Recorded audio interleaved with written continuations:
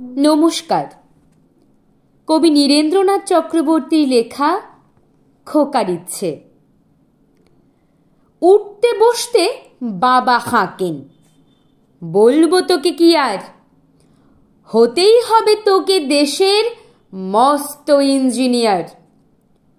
মা তাই শুনে কন, খোকা তুই আমার কথা রাখ, ডাক্তারিতে হয় যেন তোর দেশ জোড়া নাম ডাক।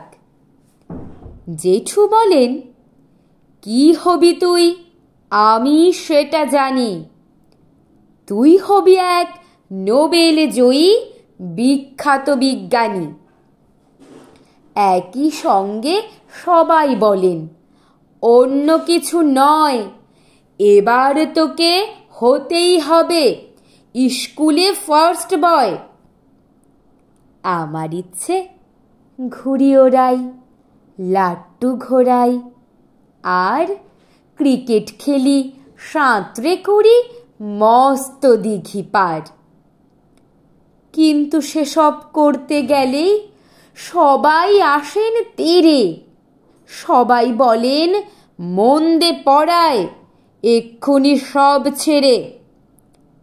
কি আর বলবো, এখন আমার অবস্থাটা এই, লেখাপড়ায় দিন কেটে যায়, কিচ্ছু খেলা নেই।